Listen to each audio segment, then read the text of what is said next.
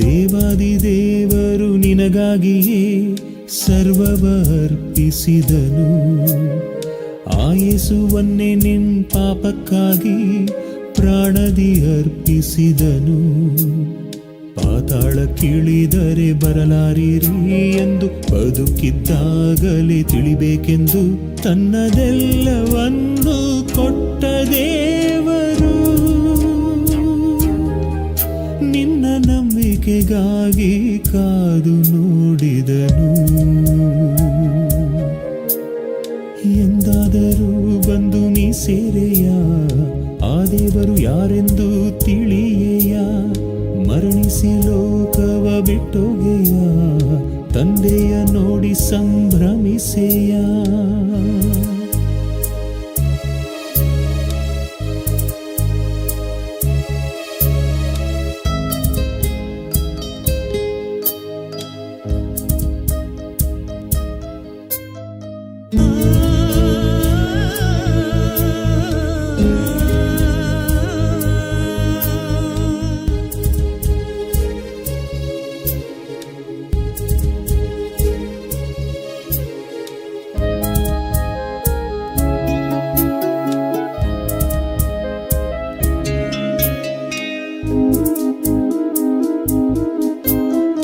ಕೀಟದ ಮದ್ದನ್ನು ಕುಡಿದೆ ನೀನು, ಕೀಟಕ್ಕಿಂತ ಮೊದಲೇ ಮಡಿದೆ ನೀನು. ಮರಣವೇ ಅಂತ್ಯವೆಂದು ತಿಳಿದೆ ನೀನು, ಯಾವ ಬಾಧೆ ಇಲ್ಲವೆಂದು ಹೋದೆ ನೀನು. ಮಣ್ಣಾಯಿತು ಶವ ಮಣ್ಣಿಗೆ, ಸೇರಿತು ಆತ್ಮ ಅಗ್ನಿಗೆ. ಅದು ತಿಳಿಯದೆ ಪ್ರಾಣವನೀ ತೆಗೆದೆ, ಯಾವ ಬಾಧೆ ಇಲ್ಲವೆಂದು ಮೋಸ ಹೋದಿಯೋ. ಎಂದಾದರೂ ಬಂದು ನೀ ಸೇರೆಯ, ಆ ದೇವರು ಯಾರೆಂದು ತಿಳಿಯೆಯ. ಮರಣಿಸಿ ಲೋಕವ ಬಿಟ್ಟೋಗೆಯ, ತಂದೆಯ ನೋಡಿ ಸಂಭ್ರಮಿಸೆಯ.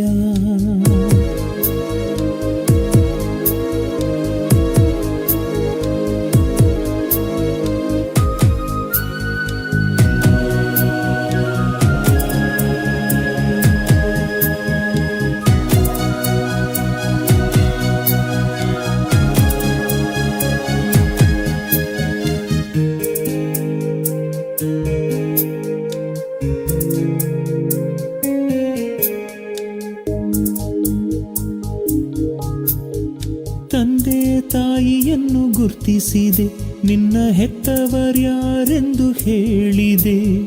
ಹೆಂಡತಿ ಮಕ್ಕಳಿಗಾಗಿ ಬದುಕಿದೆ, ಅವರೇ ಸ್ವಂತವೆಂದು ನೀ ನಂಬಿದೆ. ಹೆತ್ತದ್ದು ನಿನ್ನನು ದೇವರೇ, ಆ ತಾಯಿಯ ನೀಡಿದ್ದು ದೇವರೇ.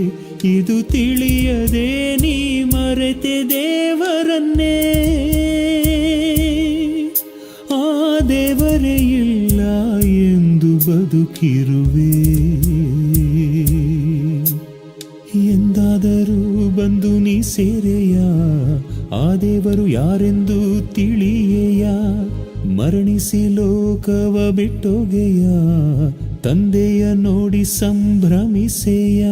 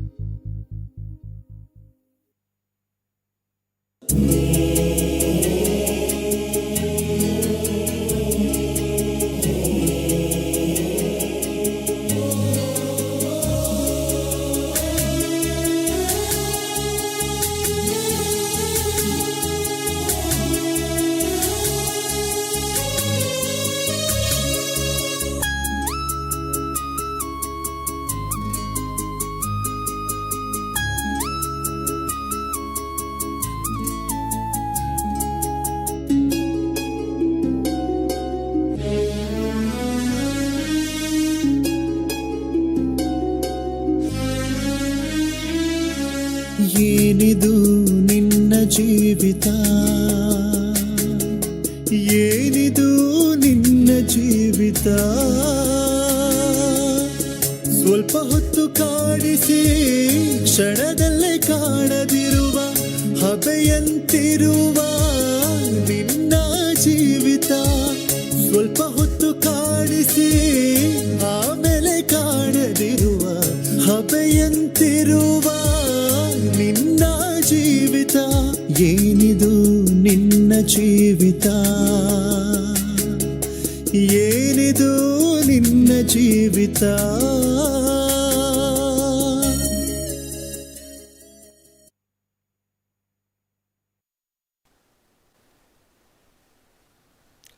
ದೇವರ ಪರಿಶುದ್ಧವಾದಂಥ ನಾಮಕ್ಕೆ ಮಹಿಮೆ ಉಂಟಾಗಲಿ. ಸಾಯಂಕಾಲದ ವೇಳೆ ದೇವರ ಮಾತುಗಳನ್ನು ಧ್ಯಾನಿಸಲಿಕ್ಕೆ ತಂದೆಯಾದ ದೇವರು ದಯಪಾಲಿಸಿದಂಥ ಈ ಶ್ರೇಷ್ಠ ಭಾಗ್ಯಕ್ಕಾಗಿ ದೇವಾದಿದೇವರಿಗೆ ವಂದನೆಗಳನ್ನು ಸಲ್ಲಿಸುತ್ತಾ ಚಿಕ್ಕ ಪ್ರಾರ್ಥನೆಯನ್ನು ಮಾಡಿಕೊಂಡು ಈ ಸಾಯಂಕಾಲದ ವಾಕ್ಯದ ಭಾಗವನ್ನು ನಾವು ಪ್ರಾರಂಭ ಮಾಡಿಕೊಳ್ಳೋಣ. ನಮ್ಮನ್ನು ಅತ್ಯಧಿಕವಾಗಿ ಪ್ರೀತಿಸಿದಂಥ ನಮ್ಮ ತಂದೆಯಾದ ದೇವರೇ, ನಿಮ್ಮ ಪರಿಶುದ್ಧವಾದಂಥ ಶ್ರೇಷ್ಠವಾದಂಥ ನಾಮಕ್ಕಾಗಿ ನಿಮಗೆ ವಂದನೆಗಳು ಸ್ವಾಮಿ. ಸಾಯಂಕಾಲದ ವೇಳೆಯಲ್ಲಿ ನಿಮ್ಮ ಪಾದದ ಸನ್ನಿಧಾನದಲ್ಲಿ ಕರ್ತನೆ ಚಿಕ್ಕ ಹಿಂಡಾಗಿ ನಾವು ಸೇರಿ ನಿಮ್ಮ ಮಾತುಗಳನ್ನು ಧ್ಯಾನಿಸುವುದಕ್ಕೆ ನಮಗೆ ನೀವು ಕೊಟ್ಟಿರುವಂಥ ಒಂದು ಮಹಾಭಾಗ್ಯಕ್ಕಾಗಿ ನಮಗೆ ವಂದನೆಗಳು ಕರ್ತನೆ. ಹೇಳುವಂಥ ನನಗೆ, ಕೇಳುವಂಥ ನಿಮ್ಮ ಮಕ್ಕಳಿಗೆ ಬೇಕಾಗಿರುವಂಥ ನಿಮ್ಮ ಆತ್ಮನ ಜ್ಞಾನವನ್ನು ನೀವು ಒದಗಿಸಿಕೊಟ್ಟು ನಡೆಸಬೇಕೆಂಬುದಾಗಿ ಬೇಡಿಕೊಳ್ತಿದ್ದೆ ಸ್ವಾಮಿ. ನಿಮ್ಮ ಮಗನಾಗಿರುವಂಥ ಯೇಸು ಕ್ರಿಸ್ತನ ದೇಹದಲ್ಲಿಯೂ ರಕ್ತದಲ್ಲಿಯೂ ಇರುವಂಥ ಶ್ರೇಷ್ಠತೆಯನ್ನು ನಾವು ಧ್ಯಾನಿಸುತ್ತಿರುವಾಗ ನಮಗೆ ಬೇಕಾಗಿರುವಂಥ ಆತ್ಮೀಯವಾದಂಥ ಜ್ಞಾನವನ್ನು ನೀವು ಒದಗಿಸಿಕೊಡಿ. ನಿಮ್ಮ ಚಿತ್ತ, ನಿಮ್ಮ ಸಂಕಲ್ಪದ ಮೇರೆಗೆ ನಮ್ಮೆಲ್ಲರನ್ನು ನೀವು ನಡೆಸಬೇಕೆಂಬುದಾಗಿ ಬೇಡಿಕೊಳ್ಳುತ್ತಾ ಯೇಸು ಕ್ರಿಸ್ತರವರ ಪರಿಶುದ್ಧವಾದ ನಾಮದಲ್ಲಿ ಪ್ರಾರ್ಥಿಸಿ ಬೇಡಿ ಹೊಂದಿದ್ದೇನೆ ನಮ್ಮ ತಂದೆಯಾದ ದೇವರೇ, ಆಮೇಲೆ. ಮತ್ತೊಂದು ಆವರ್ತಿ ದೇವರ ಮಕ್ಕಳಾಗಿರುವಂಥ ಎಲ್ಲರಿಗೂ ಯೇಸು ಕ್ರಿಸ್ತರವರ ಪರಿಶುದ್ಧವಾದಂಥ ನಾಮದಲ್ಲಿ ವಂದನೆಗಳನ್ನು ಸಲ್ಲಿಸೋದಕ್ಕೆ ನಾನು ಇಷ್ಟಪಡುವನಾಗಿದ್ದೇನೆ. ದೇವರ ಮಹಾಕೃಪೆ ಪ್ರೀತಿಯಿಂದ ಇದುವರೆಗೂ ಕಾಪಾಡಿದಂಥ ದೇವರಿಗೆ ವಂದನೆಗಳನ್ನು ಸಲ್ಲಿಸುತ್ತಾ ಈ ದಿನದಲ್ಲಿ, ಈ ಸಮಯದಲ್ಲಿ, ಸಾಯಂಕಾಲದ ವೇಳೆಯಲ್ಲಿ ಒಂದು ಪ್ರಾಮುಖ್ಯವಾದಂಥ ವಾಕ್ಯದ ಭಾಗ, ಕ್ರಿಸ್ತಿಯರು, ಕ್ರೈಸ್ತರು ಎಲ್ಲರೂ ಸಹ ತಿಳಿದುಕೊಳ್ಳಬೇಕಾಗಿರುವಂಥ, ಕೇಳಬೇಕಾಗಿರುವಂಥ ಒಂದು ಅಂಶವನ್ನು ಈ ಸಮಯದಲ್ಲಿ ನಾವು ಧ್ಯಾನಿಸರಾಗಿರೋಣ. ಕರ್ತನ ಭೋಜನ ಕಾರ್ಯಕ್ರಮ ಅಂದರೆ ಏನು? ಯಾರು, ಯಾಕೆ, ಯಾವಾಗ, ಹೇಗೆ ತೆಗೆದುಕೊಳ್ಳಬೇಕು? ಮತ್ತು ಕರ್ತನ ಭೋಜನ ಕಾರ್ಯಕ್ರಮ ಅಂದರೆ ಏನು? ಯಾರು, ಯಾಕೆ, ಯಾವಾಗ, ಹೇಗೆ ತೆಗೆದುಕೊಳ್ಳಬೇಕು? ಕರ್ತನ ಭೋಜನ ಕಾರ್ಯಕ್ರಮ ಪ್ರತಿ ಸಭೆಯಲ್ಲಿ ಪ್ರತಿ ವಾರ ದೀಕ್ಷಾಸ್ನಾನ ಹೊಂದಿದಂಥ ಪ್ರತಿಯೊಬ್ಬರೂ ತೆಗೆದುಕೊಳ್ಳುವಂಥ ಕರ್ತನ ಭೋಜನ. ಈ ಕಾರ್ಯಕ್ರಮ ಬಹಳ ಶ್ರೇಷ್ಠವಾದಂಥದ್ದು. ಯಾಕೆಂತಂದರೆ ಕರ್ತನ ಭೋಜನ ಅಂತಂದರೆ ಯೇಸು ಕ್ರಿಸ್ತರವರು ಮರಣವಾಗುವುದರ ಮೊದಲು, ಯೇಸು ಕ್ರಿಸ್ತರವರು ಪ್ರಾಣ ಬಿಡುವ ಮೊದಲು ಶಿಷ್ಯರೊಂದಿಗೆ ಮಾಡಿದಂಥ ಕಡೆಯ ಭೋಜನ. ಇಂಗ್ಲೀಷಲ್ಲಿ ನಾವು ನೋಡೋದಾದರೆ ಲಾರ್ಡ್ಸ್ ಸಪ್ಪರ್ ಎಂಬುದಾಗಿ ಹೇಳ್ತಾರೆ. ಲಾರ್ಡ್ಸ್ ಸಪ್ಪರ್ ಅಂದರೆ ಯೇಸು ಕ್ರಿಸ್ತರವರು ಶಿಷ್ಯರೊಂದಿಗೆ ತೆಗೆದುಕೊಂಡಂಥ ಅಲ್ಪಾಹಾರ. ಲಾಸ್ಟ್ ಸಪ್ಪರ್, ಶಿಷ್ಯರೊಂದಿಗೆ ತೆಗೆದುಕೊಂಡಂಥ ಸಂದರ್ಭ. ಆ ಸಂದರ್ಭಗಳು ಈ 4 ಸುವಾರ್ತೆಗಳಲ್ಲಿ ನಾವು ಕಾಣಬಹುದು. ತೆಗೆಯುವುದು ಬೇಡ, ನಾನು ಹೇಳುತ್ತೇನೆ ನಿಮಗೆ. ಮತ್ತಾಯನು ಬರೆದಂಥ ಸುವಾರ್ತೆ 17ನೇ ಅಧ್ಯಾಯ 22-23 ವಚನಗಳಲ್ಲಿ, ಮಾರ್ಕನು ಬರೆದಂಥ ಸುವಾರ್ತೆ 10ನೇ ಅಧ್ಯಾಯ 32-34 ವಚನ, ಲೂಕನು ಬರೆದಂತಹ ಸುವಾರ್ತೆ 9ನೇ ಅಧ್ಯಾಯ 21-22 ವಚನದವರೆಗೆ. ಈ ಸಂದರ್ಭಗಳಲ್ಲಿ ನಾವು ನೋಡುವಾಗ ಯೇಸು ಕ್ರಿಸ್ತರವರ ಆ ಕೊನೆಯ ಆ ಒಂದು ಸಪರ್, ಕೊನೆಯ ಭೋಜನೆ, ಶಿಷ್ಯರೊಂದಿಗೆ ನಡೆಯುತ್ತಿರುವಂತಹ ಕೊನೆಯ ಆ ಒಂದು ಭೋಜನ ಏನಾದರೂ ಇದೆಯಲ್ಲ ಪ್ರಿಯರೇ, ಅದು ಬಹಳ ಶ್ರೇಷ್ಠವಾದದ್ದು. ಅದಕ್ಕೆ ಈ ದಿನ ನಾವು ಮಾತನಾಡಿಕೊಳ್ಳುತ್ತಿರುವಂಥ ಅಂಶವೂ ಸಹ ಕರ್ತನ ಭೋಜನ ಕಾರ್ಯಕ್ರಮ ಅಂದರೆ ಏನು. ಫಸ್ಟ್ ಆಫ್ ಆಲ್, ಕರ್ತನ ಭೋಜನ ಕಾರ್ಯಕ್ರಮ ಅಂತಂದರೆ ಏನು ಏನನ್ನು ಸೂಚಿಸುವಂಥದ್ದಾಗಿದೆ, ಏನನ್ನು ಹೇಳುವಂಥದ್ದಾಗಿದೆ. ಕರ್ತನ ಭೋಜನ ಅಂತಂದರೆ ಏನಾಗಿದೆ, ಅದು ಯಾವುದನ್ನು ಸೂಚಿಸುವಂಥದ್ದಾಗಿದೆ. ಪ್ರಿಯರೇ, ಕರ್ತನ ಭೋಜನದಲ್ಲಿ ನಾವು ಕಾಣುವಾಗ ರೊಟ್ಟಿ, ನಂತರ ದ್ರಾಕ್ಷಾರಸ, ದೀಕ್ಷಾ ಸ್ನಾನ ಹೊಂದಿರುವಂಥ ಪ್ರತಿಯೊಬ್ಬರ ಬಳಿಗೂ ಬರುವಂಥದ್ದನ್ನು ನಾವು ಕಾಣಬಹುದು. ಆ ರೊಟ್ಟಿ ಯಾವುದನ್ನು ಏನನ್ನು ಸೂಚಿಸುವಂಥದ್ದಾಗಿದೆ, ರಕ್ತ ಏನನ್ನು ಸೂಚಿಸುವಂಥದ್ದಾಗಿದೆ, ನಾವು ಯಾಕೆ ಇದನ್ನು ಮಾಡಬೇಕು, ಹೇಗೆ ಮಾಡಬೇಕು, ಯಾವಾಗ ಮಾಡಬೇಕು, ಯಾರು ಮಾಡಬೇಕು, ಮುಖ್ಯವಾಗಿ ಯಾಕೆ ಇದನ್ನು ನಾವು ಮಾಡಬೇಕು. ನಿಜವಾಗ್ಲೂ ಪ್ರಿಯರೇ, ನಾವು ಮಾಡುವಂಥದ್ದು ಈ ಪ್ರಶ್ನೆಗಳೊಂದಿಗೆ ನಾವು ನಿಜವಾಗಲೂ ಆ ಪ್ರಶ್ನೆಗಳನ್ನು ನಾವು ಹಾಕಿಕೊಳ್ಳುವುದಾದರೆ ನಾವು ಯಾಕೆ ಮಾಡ್ತಿದ್ದೇವೆ ಇದೇ ಪ್ರಶ್ನೆಯನ್ನು.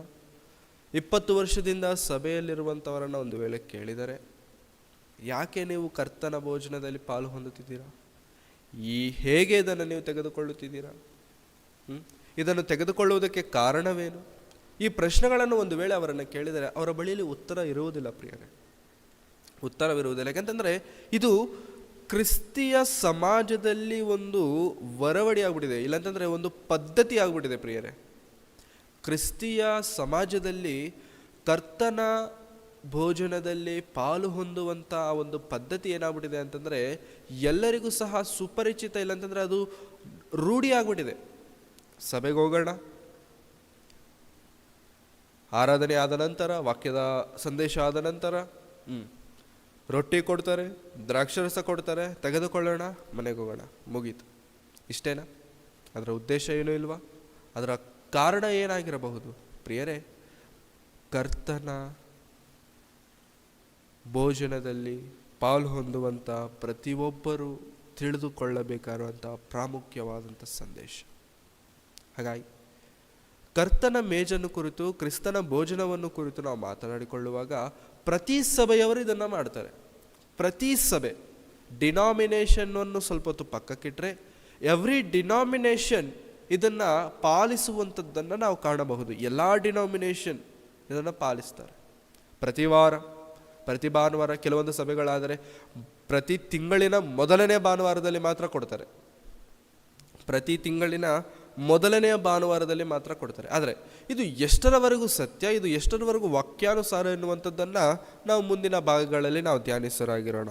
ಆದರೆ ಎಲ್ಲ ಸಭೆಗಳಲ್ಲೂ ಕೊಡ್ತಾರೆ, ಎಲ್ಲರೂ ತೆಗೆದುಕೊಳ್ಳುತ್ತಾರೆ. ಅಂದರೆ ದೇವರನ್ನು ನಂಬಿದಂಥವರು, ದೀಕ್ಷೆಯನ್ನು ಹೊಂದಿದಂಥವರು. ಕೆಲವು ಸಭೆಗಳಲ್ಲಾದರೆ ತಿಂಗಳಿಗೊಮ್ಮೆ, ಅಂತಂದರೆ ತಿಂಗಳಿನ ಮೊದಲನೆಯ ಭಾನುವಾರದಲ್ಲಿ ಸಭಿಕರಿಗೆ ಕೊಡುವಂಥ ಪದ್ಧತಿಯನ್ನು ನಾವು ಕಾಣಬಹುದು. ಪ್ರಿಯರೇ, ಇಷ್ಟಕ್ಕೂ ಕರ್ತನ ಭೋಜನ ಏನನ್ನು ಸೂಚಿಸುವಂಥದ್ದಾಗಿದೆ, ವಾಟ್ ಇಟ್ ಇಂಡಿಕೇಟ್ಸ್. ಕೊರಿಂಥದವರಿಗೆ ಬರೆದಂಥ ಮೊದಲನೆಯ ಪತ್ರಿಕೆ,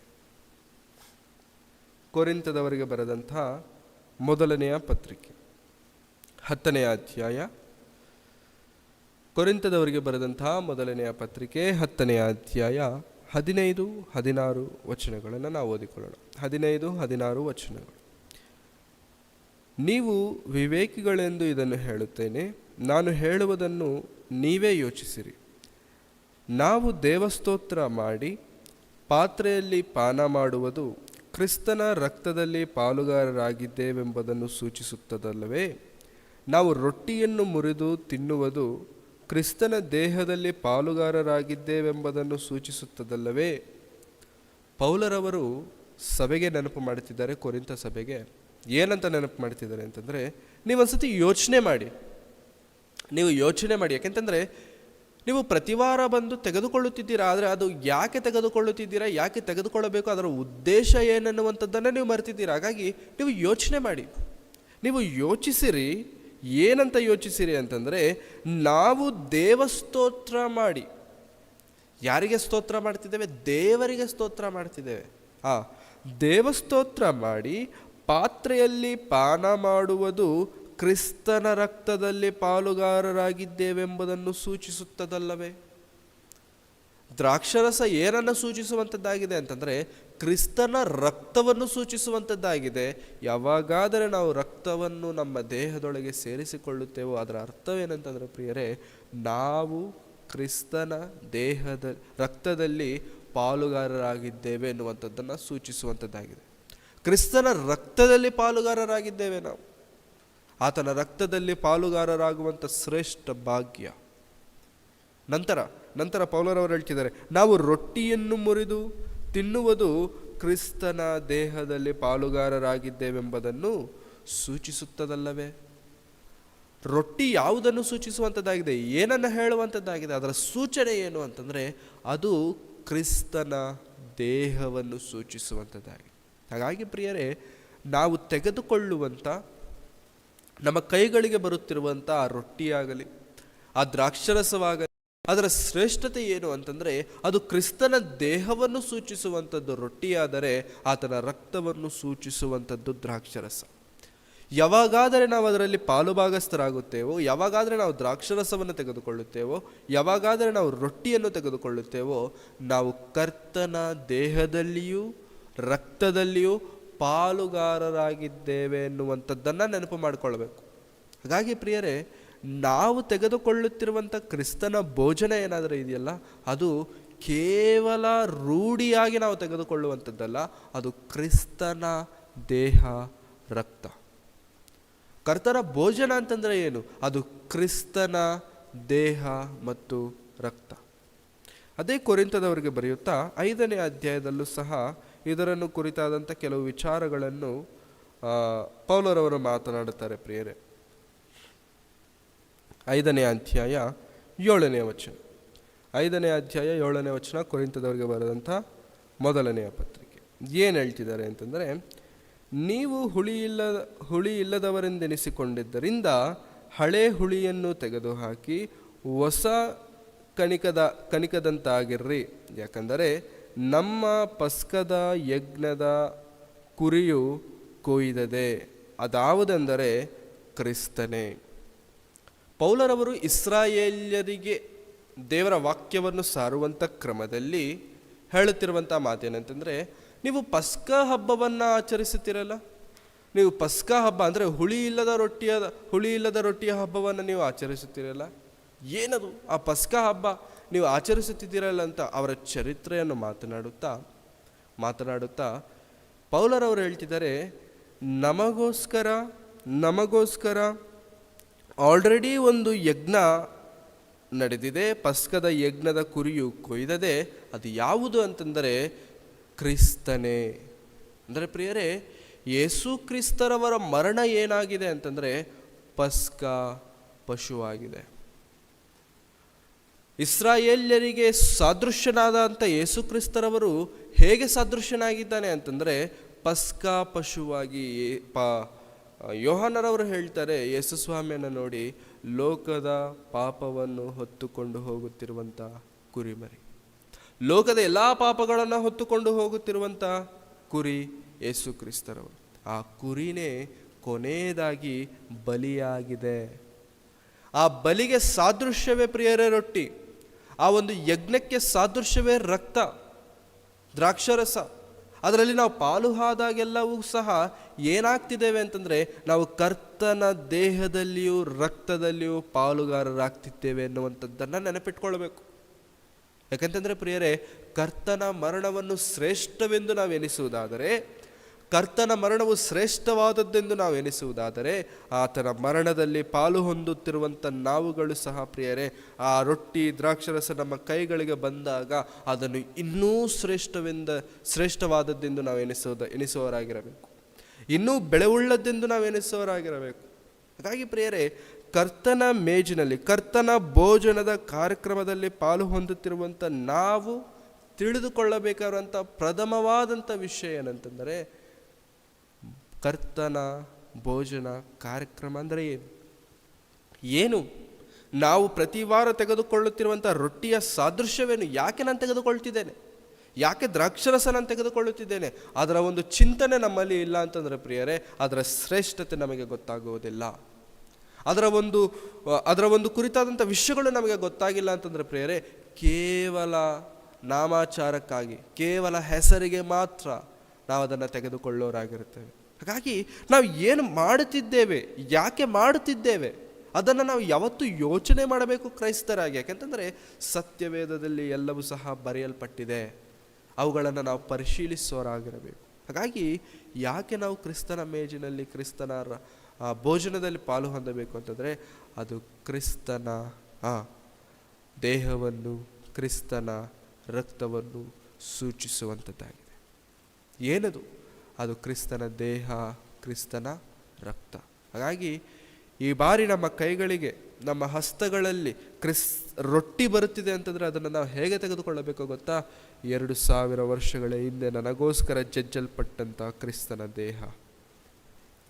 ನಮ್ಮ ಕೈಗಳಲ್ಲಿ ದ್ರಾಕ್ಷಾರಸ ಬರ್ತಿದೆ ಅಂತಂದರೆ ನಾವು ಹೇಗೆ ಅದನ್ನು ತೆಗೆದುಕೊಳ್ಳಬೇಕಂತಂದರೆ, 2000 ವರ್ಷಗಳ ಹಿಂದೆ ನನಗೋಸ್ಕರ ಪ್ರಾಣ ಕೊಟ್ಟ, ನನಗೋಸ್ಕರ ರಕ್ತವನ್ನು ಚೆಲ್ಲಿದಂಥ ಕ್ರಿಸ್ತನ ರಕ್ತ ಆಗಿದೆ ಇದು.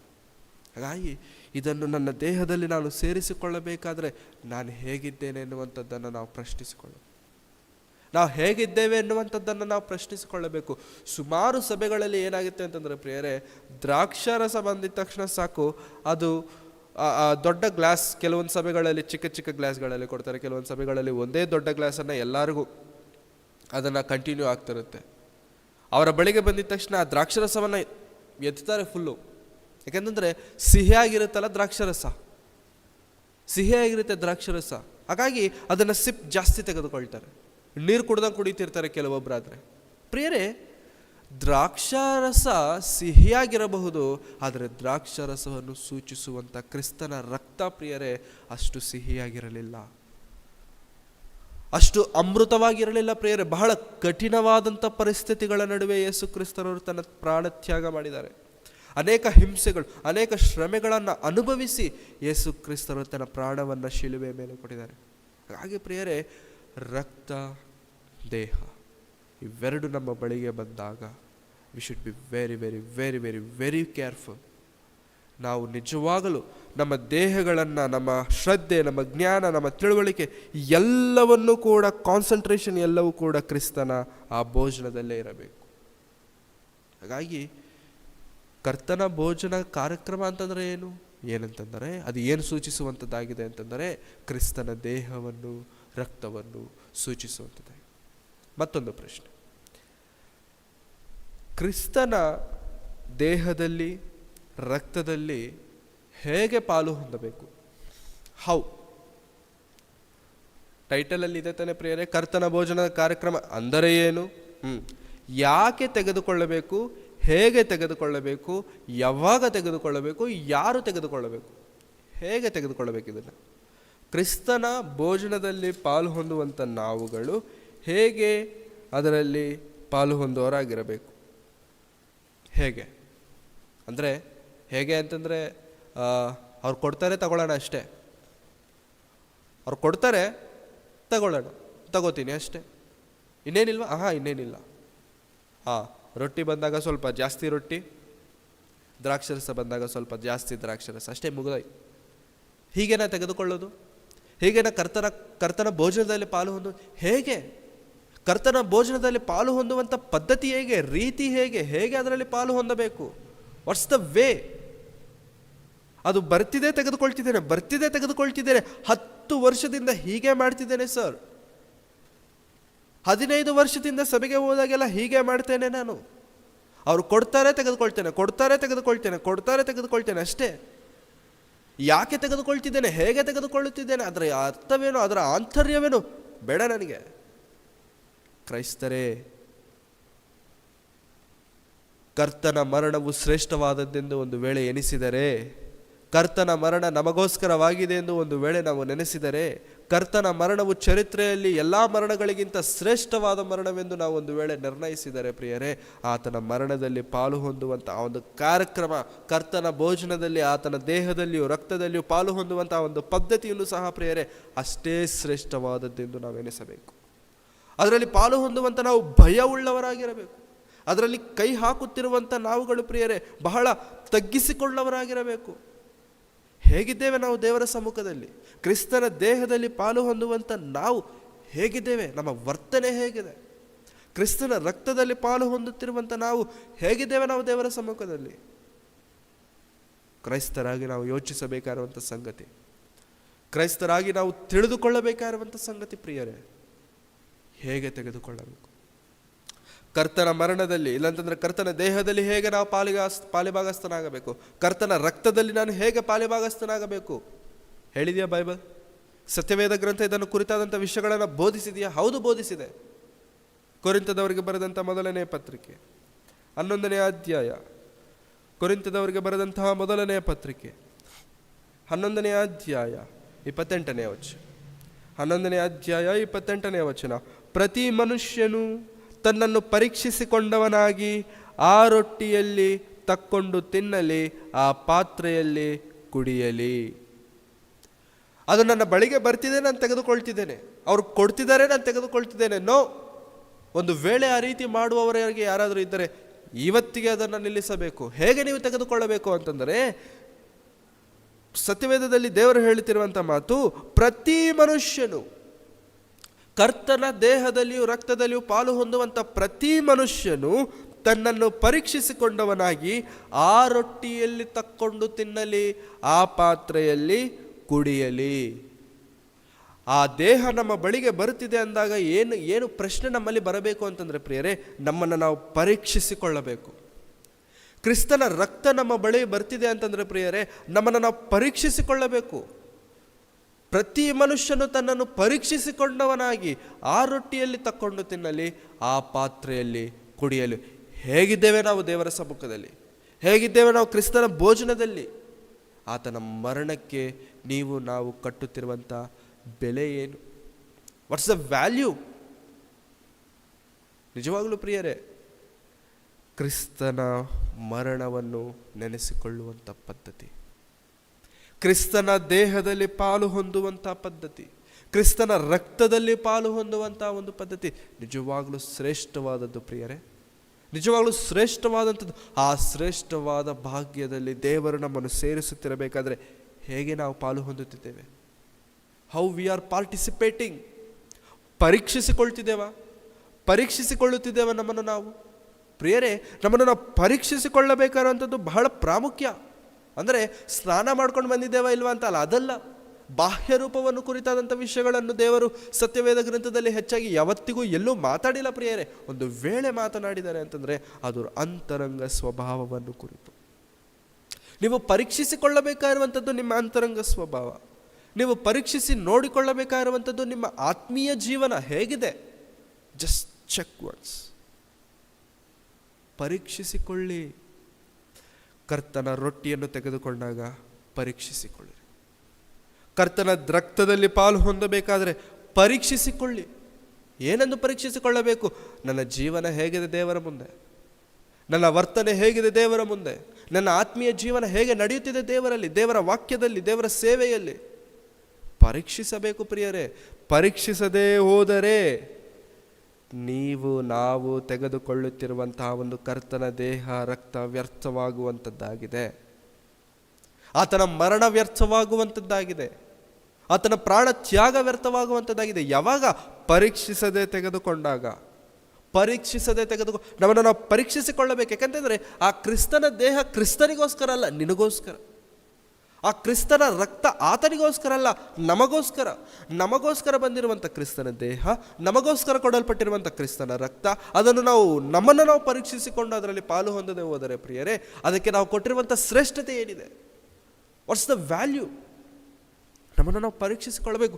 ನಮಗೋಸ್ಕರ ಕೊಡಲ್ಪಟ್ಟಂಥ ಕ್ರಿಸ್ತನ ರಕ್ತದಲ್ಲಿ, ದೇಹದಲ್ಲಿ ಪಾಲು ಹೊಂದುವಂಥ ನಾವು ಪರೀಕ್ಷಿಸಿಕೊಂಡವರಾಗಿ ಅದರಲ್ಲಿ ಪಾಲು ಹೊಂದಬೇಕು. We should examine ourselves. ಪರೀಕ್ಷಿಸಿಕೊಂಡವರಾಗಿ ಇನ್ನು ಹೇಗಿರಬೇಕು? ಅದೇ ಅಧ್ಯಾಯ 11ನೇ ಅಧ್ಯಾಯ 27ನೇ ವಚನ. 11ನೇ ಅಧ್ಯಾಯ 27ನೇ ವಚನ. ಹೀಗಿರುವುದರಿಂದ ಯಾವನಾದರೂ ಅಯೋಗ್ಯವಾಗಿ ಕರ್ತನ ರೊಟ್ಟಿಯನ್ನು ತಿಂದರೆ, ಇಲ್ಲವೇ ಆತನ ಪಾತ್ರೆಯಲ್ಲಿ ಪಾನ ಮಾಡಿದರೆ, ಅವನು ಕರ್ತನ ದೇಹಕ್ಕೂ ರಕ್ತಕ್ಕೂ ದ್ರೋಹ ಮಾಡಿದವನಾಗಿರುವನು. ಮತ್ತೆ ಓದೋಣ ಪ್ರಿಯರೇ. ಹೀಗಿರುವುದರಿಂದ ಯಾವನಾದರೂ ಅಯೋಗ್ಯವಾಗಿ ಕರ್ತನ ರೊಟ್ಟಿಯನ್ನು ತಿಂದರೆ ಇಲ್ಲವೇ ಆತನ ಪಾತ್ರೆಯಲ್ಲಿ ಪಾನ ಮಾಡಿದರೆ ಅವನು ಕರ್ತನ ದೇಹಕ್ಕೂ ರಕ್ತಕ್ಕೂ ದ್ರೋಹ ಮಾಡಿದವನಾಗಿರುವನು. ಹೇಗೆ ತೆಗೆದುಕೊಳ್ಳಬೇಕಂತಂದರೆ ಅಯೋಗ್ಯವಾಗಿ ನಾವು ದೇವರ ಮುಂದೆ ಇರಬಾರದು. ತೆಗೆದುಕೊಳ್ಳಬೇಕಾದರೆ ಅಯೋಗ್ಯರಾಗಿ ನಾವಿರಬಾರದು.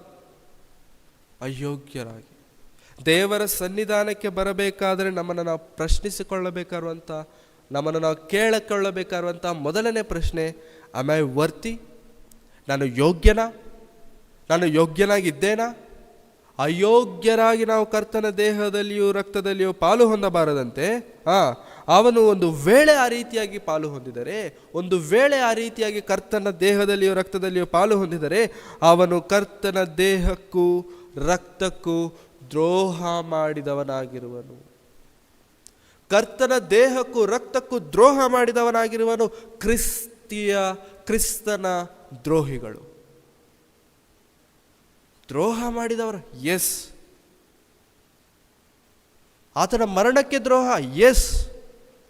ಯಾವಾಗಂತಂದ್ರೆ ನಾವು ಅಯೋಗ್ಯರಾಗಿ ದೇವರ ಸಮ್ಮುಖಕ್ಕೆ ಬಂದಾಗ, ಅಯೋಗ್ಯರಾಗಿ ಕರ್ತನ ಮರಣದಲ್ಲಿ ಪಾಲು ಹೊಂದಿದಾಗ, ಅಯೋಗ್ಯರಾಗಿ ರೊಟ್ಟಿ ತೆಗೆದುಕೊಂಡಾಗ, ಅಯೋಗ್ಯರಾಗಿ ದ್ರಾಕ್ಷರಸ ತೆಗೆದುಕೊಂಡಾಗ ನಾವು ಏನು ಮಾಡ್ತಿದ್ದೇವೆ ಅಂತಂದರೆ, ದೇವರ ಮಗನಾಗಿರುವಂಥ ಯೇಸು ಕ್ರಿಸ್ತನ ದೇಹದಲ್ಲಿಯೂ ರಕ್ತದಲ್ಲಿಯೂ ಪಾಲು ಹೊಂದುವಂಥ ನಾವು ಆತನ ದೇಹಕ್ಕೂ ರಕ್ತಕ್ಕೂ ದ್ರೋಹ ಮಾಡಿದವರ.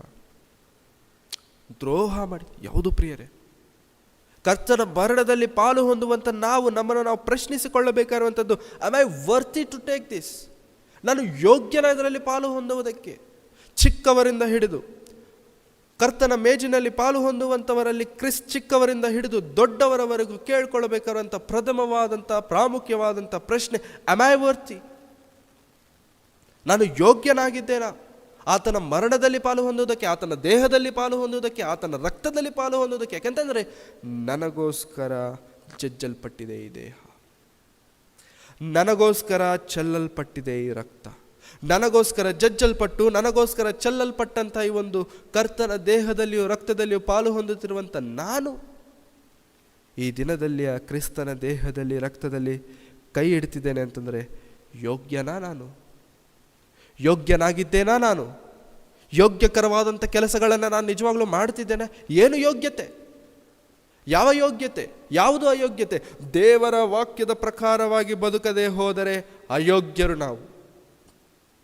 ದೇವರ ವಾಕ್ಯದ ಪ್ರಕಾರವಾಗಿ ನಾವು ಜೀವಿಸದೆ ಹೋದರೆ ಅಯೋಗ್ಯರು ನಾವು.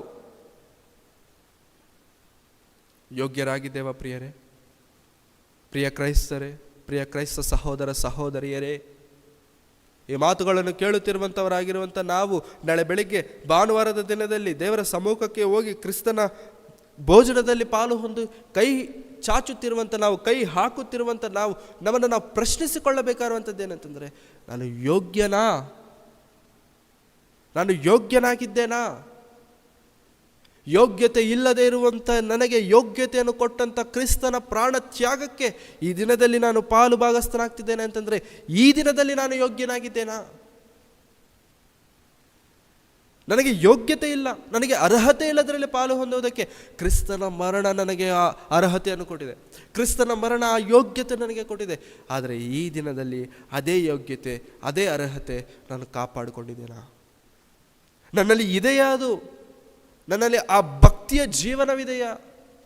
ದೇವರಿಗೋಸ್ಕರ ಏನೋ ಒಂದು ಮಾಡಬೇಕೆನ್ನುವಂಥ ಆ ತವಕ ನನ್ನಲ್ಲಿದೆಯಾ? ಒಂದು ವೇಳೆ ಅದು ನಮ್ಮಲ್ಲಿಲ್ಲದೆ ಹೋದರೆ ಪ್ರಿಯರೇ, ಅಯೋಗ್ಯರೆಂದು ದೇವರು ನಮ್ಮನ್ನು ನಿರ್ಣಯಿಸುವಂಥವರಾಗಿದ್ದಾರೆ. ಅಯೋಗ್ಯವಾಗಿ ಪಾಲು ಹೊಂದಿದರೆ, ಕರ್ತನ ರೊಟ್ಟಿಯನ್ನು ತಿಂದರೆ ಇಲ್ಲವೇ ಆತನ ಪಾತ್ರೆಯಲ್ಲಿ ಪಾನ ಮಾಡಿದರೆ ಅವನು ಕರ್ತನ ದೇಹಕ್ಕೂ ರಕ್ತಕ್ಕೂ ದ್ರೋಹ ಮಾಡಿದವನಾಗಿರು. ಮೊದಲನೇದು ನಾವು ನೋಡಿಕೊಂಡ ಹಾಗೆ ಹೇಗೆ ನಾವು ಪಾಲಿಭಾಗಸ್ಥರಾಗಬೇಕು ದೇವರ ಸಮ್ಮುಖದಲ್ಲಿ ಪರೀಕ್ಷಿಸಿಕೊಂಡವರಾಗಿ. ಒಂದು ವೇಳೆ ನಮ್ಮನ್ನು ನಾವು ಪರೀಕ್ಷಿಸಿಕೊಂಡರೆ ಈ ಎರಡನೇ ಕೆಲಸ ನಮ್ಮಲ್ಲಿ ನಡೆಯುತ್ತೆ. ಯೋಗ್ಯರಾಗಿದ್ದೇವಾ ಇಲ್ವಾ ನಾವು ಅಂತ ನಮಗೆ ಗೊತ್ತಾಗುತ್ತೆ. ಯೋಗ್ಯತೆ ನಮಗಿದೆಯಾ ಇಲ್ವಾ ಅಂತ ನಮಗೆ ಗೊತ್ತಾಗುತ್ತೆ. ಮೊದಲು ಪರೀಕ್ಷೆ, ಎರಡನೇದು ನಮ್ಮನ್ನು ನಾವು ಎಕ್ಸಾಮೈನ್ ಮಾಡಿಕೊಳ್ಳಬೇಕು. ಯೋಗ್ಯರಾಗಿದ್ದೇವಾ? ಒಂದು ವೇಳೆ ನಾವು ಯೋಗ್ಯರಾಗಿ ನಾವು ತೆಗೆದುಕೊಳ್ಳದೆ ಹೋದರೆ, ಅಯೋಗ್ಯರಾಗಿ ಒಂದು ವೇಳೆ ನಾವು ಆತನ ಮರಣದಲ್ಲಿ ಪಾಲು ಹೊಂದಿದರೆ ದ್ರೋಹ ಮಾಡಿದವರಾಗಿರ್ತೇವೆ ಪ್ರಿಯರೇ. ದ್ರೋಹ. ಬಹಳ ದೊಡ್ಡ ಮಾತು, ಬಹಳ ದೊಡ್ಡ ಮಾತು. ಆತನ ಮರಣ ಶ್ರೇಷ್ಠವಾದದ್ದಾಗಿರಬೇಕಾದರೆ ಆತನ ಮರಣದಲ್ಲಿ ಪಾಲು ಹೊಂದಿರುವಂಥ ನಾವು ಅಷ್ಟು ಶ್ರೇಷ್ಠರಾಗಿದ್ದೇವ ಪ್ರಿಯರೇ? ಆತನ ಆಲೋಚನೆಗಳಿಗೆ ತಕ್ಕಂತೆ ನಾವು ಬದುಕೋರಾಗಿದ್ದೇವ? ಇನ್ನು ಮುಂದಕ್ಕೆ ಹೋಗೋದಾದರೆ ಇನ್ನು ಹೇಗೆ ನಾವು ತೆಗೆದುಕೊಳ್ಳಬೇಕು? 29ನೇ ವಚನ, ಅದೇ 11ನೇ ಅಧ್ಯಾಯ 29ನೇ ವಚನ. ಯಾಕೆಂದರೆ ಕರ್ತನ ದೇಹವೆಂದು ವಿವೇಚಿಸದೆ ತಿಂದು ಕುಡಿಯುವವನು ಹಾಗೇ ತಿಂದು ಕುಡಿಯುವುದರಿಂದ ನ್ಯಾಯ ತೀರ್ಪಿಗೊಳಗಾಗುವನು. ಕರ್ತನ ದೇಹವೆಂದು ವಿವೇಚಿಸದೆ ತಿಂದು ಕುಡಿಯುವುದರಿಂದ, ಹಾಗೆ ತಿಂದು ಕುಡಿಯುವುದರಿಂದ ನ್ಯಾಯ ತೀರ್ಪಿಗೊಳಗಾಗುವನು. ಕರ್ತನ ದೇಹವೆಂದು, ಕರ್ತನ ರಕ್ತವೆಂದು ವಿವೇಚಿಸದೆ ಏನಾಗ್ಬಿಟ್ಟಿದೆ ಅಂತಂದರೆ ಪ್ರಿಯರೇ, ಅಭ್ಯಾಸ ಆಗ್ಬಿಟ್ಟಿದೆ. ನನ್ನ ಬಳಿಗೆ ಬರುತ್ತಿರುವಂಥದ್ದು ರೊಟ್ಟಿನೇ, ನನ್ನ ಬಳಿಗೆ ಬರುತ್ತಿರುವಂಥದ್ದು ದ್ರಾಕ್ಷರಸನೇ ಅಷ್ಟೇ. ಕೊಡ್ತಿದ್ದಾರೆ, ತಗೋತಿದ್ದೀನಿ ಅಷ್ಟೇ. ಬೇರೆ ಉದ್ದೇಶ ಇಲ್ಲ, ಬೇರೆ ಆಲೋಚನೆ ಇಲ್ಲ, ಬೇರೆ ಪರಿಜ್ಞಾನ ಇಲ್ಲ. ಅವರು ಕೊಡ್ತಿದ್ದಾರೆ, ತೆಗೆದುಕೊಳ್ತಿದ್ದೇನೆ, ಅದು ರೊಟ್ಟಿ ದ್ರಾಕ್ಷರಸ, ದಟ್ಸ್ ಇಟ್. ವಿವೇಚಿಸದೆ ತಿಂದು ಕುಡಿಯುವವನು ಹಾಗೇ ತಿಂದು ಕುಡಿಯುವುದರಿಂದ ನ್ಯಾಯ ತೀರ್ಪಿಗೊಳಗಾಗುವನು. ಜಡ್ಜ್ಮೆಂಟ್ಗೆ ದೇವರು ಒಳಗೆ ಮಾಡುವಂಥವರಾಗಿದ್ದಾರೆ ಪ್ರಿಯರೇ. ನ್ಯಾಯ ತೀರ್ಪಿಗೆ ದೇವರು ಒಳ ಮಾಡುವಂಥವರಾಗಿದ್ದಾರೆ.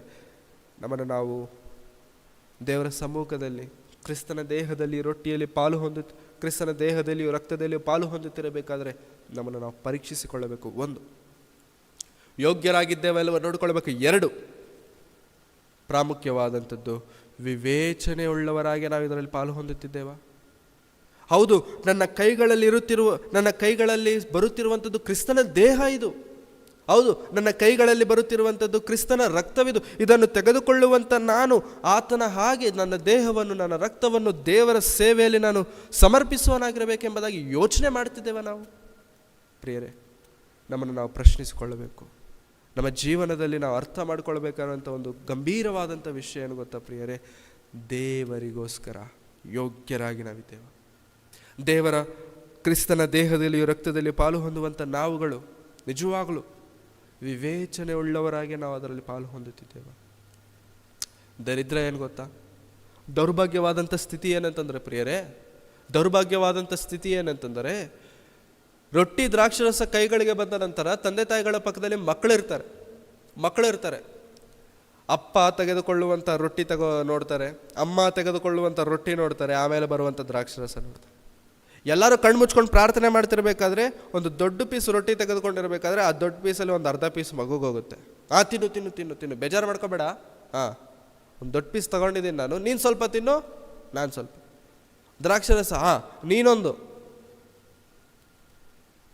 ಪ್ರಿಯರೇ, ತಂದೆ ತಾಯಿಗಳು ವಿವೇಚನೆ ಇಲ್ಲದೆ ಮಾಡುತ್ತಿರುವಂಥ ಕೆಲಸ.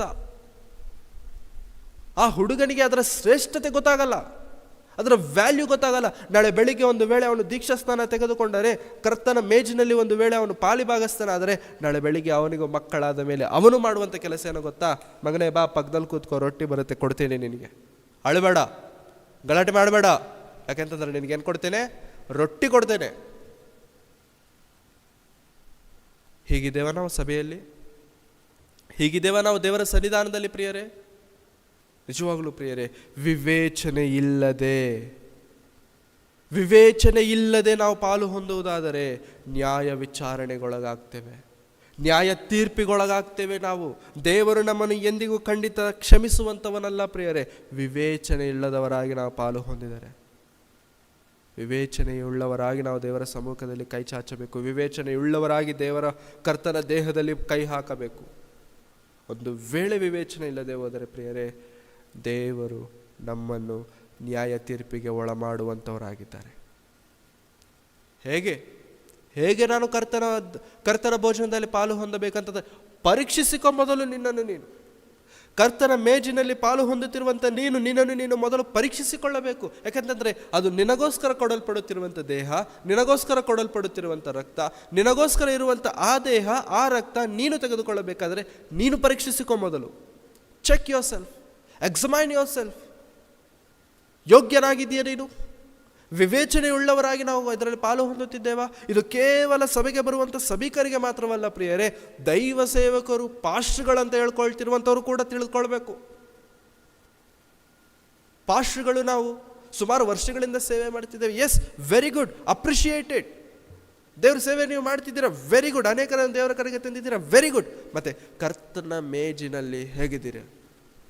ಕರ್ತನ ಮೇಜಿನಲ್ಲಿ ಹೇಗಿದ್ದೇವೆ? ವಿವೇಚನೆ ಇಲ್ಲದೆ ಒಂದು ವೇಳೆ ಪಾಲು ಹೊಂದಿದರೆ, ಕೆಳಗೆ ಕುಳಿತುಕೊಂಡು ಕೈ ಚಾಚಿ ಕೈಯಲ್ಲಿ ರೊಟ್ಟಿ ತೆಗೆದುಕೊಳ್ಳುತ್ತಿರುವಂತಹ ಸಭೀಕನಿಗೆ ಯಾವ ಲೆಕ್ಕ ಇರುತ್ತೋ ಅದಕ್ಕಿಂತ 2ರಷ್ಟು ಹೆಚ್ಚು ಲೆಕ್ಕ ಮುರಿದು ಕೊಡುತ್ತಿರುವಂತಹ ಸೇವಕರಿಗೆ. ಮತ್ತೆ ತೆಗೆದುಕೊಳ್ಳುತ್ತಿರುವಂತಹ ಒಂದು ಸಭೀಕನಿಗೆ ಯಾವ ಲೆಕ್ಕ ಆದರೆ ಇರುತ್ತೋ ಪ್ರಿಯರೇ, ಕೊಡುತ್ತಿರುವಂಥ ಸೇವಕನಿಗೆ 2ರಷ್ಟು ಡಬಲ್ ಲೆಕ್ಕ ಇರುವಂಥದ್ದಾಗಿದೆ. ಹಾಗಾಗಿ ಪ್ರಿಯರೇ, ವಿವೇಚನೆ ಇಲ್ಲದೆ ನಾವು ದೇವರ ಸನ್ನಿಧಾನಕ್ಕೆ ಬರಬಾರದು. ವಿವೇಚನೆ ಇಲ್ಲದೆ ಬರಬಾರದು. ತುಂಬ ಜನ ಬರ್ತಾರೆ, ಅಷ್ಟೇ ಬರ್ತಾರೆ, ಕೂತ್ಕೋತಾರೆ. ಏನು ಹೇಳ್ತಿದ್ದಾರೆ ಬೇಡ, ಏನು ಕೇಳ್ತಿದ್ದೇವೆ ಬೇಡ, ಅವ್ರು ಯಾವ ವಾಕ್ಯ ಹೇಳ್ತಿದ್ದಾರೆ ಬೇಡ, ನಮಗೆ ಅದರ ಚಿಂತೆ ನಮಗೆ ಇಲ್ಲ. ಅದು ಕೇಳಬೇಕಾದಂಥ ಅವಶ್ಯಕತೆ ನಮಗಿಲ್ಲ. ಅವರು ಏನಾದರೂ ಹೇಳಲಿ, ಬಂದಿದ್ದೇನೆ, ಕೂತ್ಕೊಂಡಿದ್ದೇನೆ, ಕೊಡ್ತಾರೆ, ತಗೊಳ್ತೇನೆ, ಎದ್ದೋಗ್ತೇನೆ, ಅಷ್ಟೇ. This is my process. ಹೀಗೆ ಒಂದು ವೇಳೆ ಇದ್ದರೆ ಪ್ರಿಯರೇ, ದೇವರು ಖಂಡಿತ ನ್ಯಾಯ ತೀರ್ಪಿಗೊಳಗಾಗುವಂತೆ ನಮ್ಮನ್ನು ಮಾಡುವಂಥವರಾಗಿದ್ದಾರೆ. ಹಾಗಾಗಿ ಕರ್ತನ ಭೋಜನ ಅಂದರೆ ಏನು? ಮೊದಲನೇದು, ಅದು ಕರ್ತನ ದೇಹವನ್ನು, ರಕ್ತವನ್ನು ಸೂಚಿಸುವಂಥದ್ದಾಗಿದೆ. ಹೇಗೆ ತೆಗೆದುಕೊಳ್ಳಬೇಕು? ಪರೀಕ್ಷಿಸಿಕೊಂಡವರಾಗಿ, ಅಯೋಗ್ಯರಾಗಿರದೆ ಹೋದರೆ, ವಿವೇಚಿಸಿದವರಾಗಿ ಒಂದು ವೇಳೆ ನಾವಿದ್ದರೆ ಅದರಲ್ಲಿ ನಾವು ಪಾಲು ಹೊಂದೋರಾಗಿರಬೇಕು. ಒಂದು ವೇಳೆ ಆ ರೀತಿ ಇಲ್ಲ ಅಂತಂದರೆ, ಒಂದು ವೇಳೆ ಅಯೋಗ್ಯರಾಗಿದ್ದರೆ, ಒಂದು ವೇಳೆ ವಿವೇಚನೆ ನಮ್ಮಲ್ಲಿ ಇಲ್ಲದೆ ಹೋದರೆ ಏನು ಮಾಡಬೇಕು? ತೆಗೆದುಕೊಂಡು ನ್ಯಾಯ ವಿಚಾರಣೆಗೊಳಗಾಗುವುದಕ್ಕಿಂತ ತೆಗೆದುಕೊಂಡು ದೇವರ ಮುಂದೆ ಕ್ಷಮಾಪಣೆ ಕೇಳಬೇಕು. ಮೊದಲು, ದೇವರೇ, ನನ್ನನ್ನು ಕ್ಷಮಿಸು. ಇಂದಿನಿಂದ, ಅಂದರೆ ಈ ನಿನ್ನ ದೇಹದಲ್ಲಿ, ಈ ನಿನ್ನ ಮಗನ ದೇಹದಲ್ಲಿ, ಈ ನಿನ್ನ ಮಗನ ರಕ್ತದಲ್ಲಿ ಪಾಲು ಹೊಂದುತ್ತಿರುವಂಥ ಈ ದಿನದಿಂದ ನಾನು ನನ್ನ ಜೀವನವನ್ನು ಬದಲಾಯಿಸಿಕೊಂಡು, ನಾನು ನನ್ನ ಬದುಕನ್ನು ನಿನ್ನ ಕರಗಳಿಗೆ ಒಪ್ಪಿಸಿಕೊಡ್ತೇನೆ. ಇನ್ನು ಮೇಲೆ ತಪ್ಪಾದಂಥ ದಾರಿಗೆ, ನಿನ್ನ ವಾಕ್ಯಕ್ಕೆ ವಿರೋಧವಾದಂಥ ಯಾವ ಒಂದು ಕೆಲಸವನ್ನು ನಾನು ಮಾಡದೇ ಇರುವಂತೆ ನನಗೆ ಸಹಾಯ ಮಾಡು. ರಿಪೆಂಟೆನ್ಸ್, ಪಶ್ಚಾತ್ತಾಪ ಉಳ್ಳವರಾಗಿ ದೇವರ ಸಮ್ಮುಖದಲ್ಲಿ ನಾವು ತಗ್ಗಿಸಿಕೊಂಡವರಾಗಿ, ನಮ್ಮನ್ನು ನಾವು ತೃಣೀಕರಿಸಿಕೊಂಡವರಾಗಿ ದೇವರ ಮುಂದೆ ಬರುವುದಾದರೆ ಪ್ರಿಯರೇ, ದೇವರು ಕ್ಷಮಿಸುವುದಕ್ಕೆ ಸದಾ ಸಿದ್ಧರಾಗಿದ್ದಾರೆ. ಹೌದು, ಮನುಷ್ಯರು ನಾವು ತಪ್ಪು ಮಾಡ್ತೇವೆ, ಆದರೆ ಮನುಷ್ಯರಾಗಿ ತಪ್ಪು ಮಾಡಿದಂಥ ನಾವು ಅವುಗಳನ್ನು ಒಪ್ಪಿಕೊಳ್ಳೋದಿಲ್ಲ. ಒಪ್ಕೊಳ್ಬೇಕು ದೇವರ ಮುಂದೆ. ಹೌದು ದೇವರೇ, ತಪ್ಪು ಮಾಡಿದ್ದೇನೆ, ಕ್ಷಮಿಸು. ಇನ್ನು ಮುಂದೆ ತಪ್ಪು ಮಾಡದೇ ಇರುವಂತೆ ನನಗೆ ಸಹಾಯ ಮಾಡು. ಇದು ಭಕ್ತರ ಪ್ರಾರ್ಥನೆ ಆಗಿರಬೇಕು. ಮತ್ತೊಂದು ಪ್ರಶ್ನೆ, ಯಾಕೆ ತೆಗೆದುಕೊಳ್ಳಬೇಕು? ಮೂರನೇ ಪ್ರಶ್ನೆ, ಯಾಕೆ ನಾವು ತೆಗೆದುಕೊಳ್ಳಬೇಕು? ಯಾಕೆ ಅಂತಂದರೆ, ಅದೇ ಅಧ್ಯಾಯ ಕೊರಿಂಥದವರಿಗೆ ಬರೆದಂತಹ ಮೊದಲನೆಯ ಪತ್ರಿಕೆ 11ನೇ ಅಧ್ಯಾಯ 23, 24 ಆ ವಚನಗಳನ್ನು ನಾವು ಓದಿಕೊಳ್ಳೋಣ. 23, 24, 25 ವಚನಗಳನ್ನು ನಾವು ಓದಿಕೊಳ್ಳೋಣ. ನಾನು ನಿಮಗೆ ತಿಳಿಸಿಕೊಟ್ಟ ಉಪದೇಶವನ್ನು ಕರ್ತನಿಂದ ಹೊಂದಿದೆನು. ಅದೇನೆಂದರೆ, ಕರ್ತನಾದ ಯೇಸು ತಾನು ಹಿಡಿದುಕೊಡಲ್ಪಟ್ಟ ರಾತ್ರಿಯಲ್ಲಿ ರೊಟ್ಟಿಯನ್ನು ತೆಗೆದುಕೊಂಡು ದೇವರ ಸ್ತೋತ್ರ ಮಾಡಿ ಮುರಿದು, ಇದು ನಿಮಗೋಸ್ಕರವಾಗಿರುವ ನನ್ನ ದೇಹ, ನನ್ನನ್ನು ನೆನೆಸಿಕೊಳ್ಳುವುದಕ್ಕೋಸ್ಕರ ಹೀಗೆ ಮಾಡಿರಿ ಅಂದನು. ಊಟವಾದ ಮೇಲೆ ಆತನು ಅದೇ ರೀತಿಯಾಗಿ ಪಾತ್ರೆಯನ್ನು ತೆಗೆದುಕೊಂಡು, ಈ ಪಾತ್ರೆಯು ನನ್ನ ರಕ್ತದಿಂದ ಸ್ಥಾಪಿತವಾಗುವ ಹೊಸ ಒಡಂಬಡಿಕೆಯಾಗಿದೆ. ಇದು ನನ್ನ ರಕ್ತದಿಂದ ಸ್ಥಾಪಿತವಾಗುವ ಹೊಸ ಒಡಂಬಡಿಕೆಯಾಗಿದೆ. ಹೊಸ ಒಡಂಬಡಿಕೆಯನ್ನು ಸೂಚಿಸುತ್ತದೆ. ನೀವು ಇದರಲ್ಲಿ ಪಾನ ಮಾಡುವಾಗೆಲ್ಲ ನನ್ನನ್ನು ನೆನೆಸಿಕೊಳ್ಳುವುದಕ್ಕೋಸ್ಕರ ಪಾನ ಮಾಡಿರಿ ಅಂದನು. ಯೇಸುಕ್ರಿಸ್ತರವರು ಹೇಳುತ್ತಾ ಹೇಳ್ತಿರುವಂಥ ಮಾತೇನಂತಂದರೆ ಪ್ರಿಯರೇ, ನೀವು ಈ ರೊಟ್ಟಿಯಲ್ಲಿ, ಈ ರಕ್ತದಲ್ಲಿ ಪಾಲುಗಾರರಾಗುವಾಗ, ಪಾಲು ಹೊಂದುತ್ತಿರುವಂಥ ಪ್ರತಿಯೊಂದು ಬಾರಿಯೂ ಸಹ ಒಂದು ನೀವು ನೆನಪು ಮಾಡ್ಕೊಳ್ಬೇಕೇನಂತಂದರೆ, ನನ್ನನ್ನು ನೆನೆಸಿಕೊಳ್ಳುವುದಕ್ಕೋಸ್ಕರ ಹೀಗೆ ಮಾಡಿರಿ. ಯಾಕೆ ಮಾಡಬೇಕಿದನ್ನು? ಯಾಕೆ ಕರ್ತನ ಮರಣದಲ್ಲಿ, ಕರ್ತನ ಒಂದು ಭೋಜನದಲ್ಲಿ ಪಾಲು ಹೊಂದಬೇಕು ಅಂತಂದರೆ, ನನ್ನನ್ನು ನೆನೆಸಿಕೊಳ್ಳುವುದಕ್ಕೋಸ್ಕರ ಹೀಗೆ ಮಾಡಿರಿ. ನನ್ನನ್ನು ನೆನೆಸಿಕೊಳ್ಳೋದಕ್ಕೋಸ್ಕರ ದೇಹದಲ್ಲಿ ಪಾಲು ಹೊಂದಿರಿ. ಕರ್ತನ ಮರಣವನ್ನು ನೆನೆಸಿಕೊಳ್ಳೋದಕ್ಕೋಸ್ಕರ ರಕ್ತದಲ್ಲಿ ಪಾಲು ಹೊಂದುವವರಾಗಿರ್ರಿ. ಹಾಗಾಗಿ ಪ್ರಿಯರೇ, ದೇವರ ಸಮ್ಮುಖಕ್ಕೆ ಬಂದು ಕ್ರಿಸ್ತನ ದೇಹದಲ್ಲಿಯೂ ರಕ್ತದಲ್ಲಿಯೂ ಪಾಲು ಹೊಂದುವಂಥ ನಾವುಗಳು ತಿಳಿದುಕೊಳ್ಳಬೇಕಾಗಿರುವಂಥದ್ದು ಏನಂತಂದರೆ, ಯಾಕೆ ಇದನ್ನು ನಾನು ತೆಗೆದುಕೊಳ್ತಿದ್ದೇನೆ, ಯಾಕೆ ಇದನ್ನು ನಾನು ತೆಗೆದುಕೊಳ್ತಿದ್ದೇನೆ? ಯಾಕೆಂತಂದರೆ ಆತನ ಮರಣವನ್ನು ನೆನಪು ಮಾಡಿಕೊಳ್ಳೋದಕ್ಕೋಸ್ಕರ, ಆತನ ತ್ಯಾಗವನ್ನು ನೆನಪು ಮಾಡಿಕೊಳ್ಳೋದಕ್ಕೋಸ್ಕರ. ನೆನಪು ಮಾಡ್ಕೊಂಡಿದ್ದೇನೆ ಸಾಕಾ? ನೋ. ನೆನಪು ಯಾಕೆ ಮಾಡ್ಕೊಳ್ಳಬೇಕು ಅಂತಂದರೆ, ನೀನು ಆ ಮಾರ್ಗದಲ್ಲಿ ಇರುವಂಥ ನೀನು ಆ ಮಾರ್ಗವನ್ನು ತಪ್ಪದೇ ಇರುವುದಕ್ಕೋಸ್ಕರ ನೆನಪು ಮಾಡ್ಕೊಳ್ಬೇಕು. ಯಾಕೆ ನೆನಪು ಮಾಡ್ಕೊಳ್ಬೇಕು? ಆ ಮಾರ್ಗ ತಪ್ಪದೇ ಇರುವುದಕ್ಕೋಸ್ಕರ ನೆನಪು ಮಾಡಿಕೊಳ್ಳಬೇಕು. ಹಾಗಾಗಿ ಯಾಕೆ ನಾವು ತೆಗೆದುಕೊಳ್ತಿದ್ದೇವೆ ಕರ್ತನ ದೇಹದಲ್ಲಿಯೂ ರಕ್ತದಲ್ಲಿಯೂ ಪಾಲು ಹೊಂದುವಂಥ ಒಂದು ಕಾರ್ಯಕ್ರಮ? ಕ್ರಿಸ್ತನ ಭೋಜನ ಯಾಕೆ ನಾವು ಪಾಲು ಹೊಂದುತ್ತಿದ್ದೇವೆ, ಯಾಕೆ ನಾವು ತೆಗೆದುಕೊಳ್ಳುತ್ತಿದ್ದೇವೆ? What's the reason? ಯಾಕೆ ಅಂತಂದರೆ, ನನ್ನನ್ನು ನೆನೆಸಿಕೊಳ್ಳುವುದಕ್ಕೋಸ್ಕರ. ನನ್ನನ್ನು ನೆನೆಸಿಕೊಳ್ಳುವುದಕ್ಕೋಸ್ಕರ ಹೀಗೆ ಮಾಡಿರಿ. ನನ್ನನ್ನು ನೆನೆಸಿಕೊಳ್ಳುವುದಕ್ಕೋಸ್ಕರ ದೇಹದಲ್ಲಿ ಪಾಲು ಹೊಂದಿರಿ. ನನ್ನನ್ನು ನೆನೆಸಿಕೊಳ್ಳುವುದಕ್ಕೋಸ್ಕರ ರಕ್ತದಲ್ಲಿ ಪಾಲು ಹೊಂದವರಾಗಿರ್ರಿ. ಹಾಗಾಗಿ ಪ್ರಿಯರೇ, ಆತನನ್ನು ನೆನೆಸಿಕೊಳ್ಳುತ್ತಿದ್ದೇವಾ ಪ್ರಿಯರೇ? ಅಭ್ಯಾಸ ಆಗ್ಬಿಟ್ಟಿದೆ ಪ್ರಿಯರೇ, ಅಭ್ಯಾಸ ಆಗ್ಬಿಟ್ಟಿದೆ ನಮಗೆ. ಏನು ಅಭ್ಯಾಸ ಆಗ್ಬಿಟ್ಟಿದೆ? ಪ್ರತಿ ವಾರ ಬಂದು ತೆಗೆದುಕೊಳ್ಳುವಂಥದ್ದು ಅಭ್ಯಾಸ ಆಗ್ಬಿಟ್ಟಿದೆ ನಮಗೆ. ಪ್ರತಿ ವಾರ ಬಂದು ಅದರಲ್ಲಿ ನಾವು ಪಾಲು ಹೊಂದು ಅಭ್ಯಾಸ ಆಗ್ಬಿಟ್ಟಿದೆ ನಮಗೆ. ನೋ, ಅಭ್ಯಾಸ ಆಗಬಾರ್ದು ಪ್ರಿಯರೇ. ಅದು ಒಂದು ಪದ್ಧತಿಯಾಗಿ ನಾವು ಅದರಲ್ಲಿ ಪಾಲು ಹೊಂದಬಾರದು ಪ್ರಿಯರೇ. ಅದು ಹೇಗಿರಬೇಕು ಗೊತ್ತಾ? ನಾನು ತೆಗೆದುಕೊಳ್ಳುತ್ತಿರುವಂಥದ್ದು ಕ್ರಿಸ್ತನ ದೇಹ ಎನ್ನುವಂಥ ಗಮನ ನಮ್ಮಲ್ಲಿರಬೇಕು, ಯೋಚನೆ ನಮ್ಮಲ್ಲಿರಬೇಕು, ವಿವೇಚನೆ ನಮ್ಮಲ್ಲಿರಬೇಕು.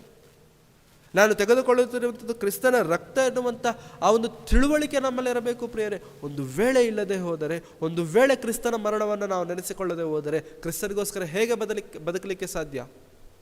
ಕ್ರಿಸ್ತನಿಗೋಸ್ಕರ ಹೇಗೆ ಜೀವಿಸಲಿಕ್ಕೆ ಸಾಧ್ಯ? ನಾನು ಕ್ರಿಸ್ತನಿಗೋಸ್ಕರ ಬದುಕುತ್ತೇನೆ ಅಂತ ಹೇಳಿದಾಗ ಕ್ರಿಸ್ತನ ಮರಣದಲ್ಲಿ ಪಾಲುಗಾರನಾಗಬೇಕು. ಕ್ರಿಸ್ತನ ಮರಣದಲ್ಲಿ ಪಾಲುಗಾರನಾಗುತ್ತಿರುವಂಥ ನಾನು ಯಾಕೆ ಪಾಲುಗಾರನಾಗ್ತಿದ್ದೇನೆ ಅಂತಂದರೆ, ಕರ್ತನು ನನಗೋಸ್ಕರ ಎಷ್ಟಾದರೂ ಶ್ರಮೆಗಳನ್ನು ಅನುಭವಿಸಿದ್ದಾನೋ, ಎಷ್ಟಾದರೂ ಶ್ರಮೆಗಳನ್ನು ಪಟ್ಟಿದ್ದಾನೋ, ಅಷ್ಟು ಶ್ರಮೆಗಳು ನನ್ನ ಜೀವನದಲ್ಲಿ ಬಂದಾಗಿಯೂ ನಾನು ಹಿಡಿದಂಥ ಮಾರ್ಗ, ನಾನು ನಂಬಿದಂಥ ದೇವರು, ನಾನು ತಿಳಿದುಕೊಂಡಂಥ ಸತ್ಯವನ್ನು ನಾನು ಬಿಡದೆ ಅದರ ಪ್ರಕಾರವಾಗಿ ಬದುಕಬೇಕು. ಇದು ನಿರ್ಣಯ. ಇದು ಪ್ರಿಯರೇ ಕ್ರೈಸ್ತರು ತೆಗೆದುಕೊಳ್ಳಬೇಕಾಗಿರುವಂಥ ನಿರ್ಣಯ. ಯಾಕೆ ಪಾಲು ಹೊಂದಬೇಕು? ಇದಕ್ಕೆ ನೆನಪು ಮಾಡಿಕೊಳ್ಳುವುದಕ್ಕೋಸ್ಕರ, ನನ್ನನ್ನು ನೆನೆಸಿಕೊಳ್ಳುವುದಕ್ಕೋಸ್ಕರ ಹೀಗೆ ಮಾಡಿರಿ ಅಂದನು. ನೆನೆಸ್ಕೊಳ್ತಿದ್ದೇವಾ?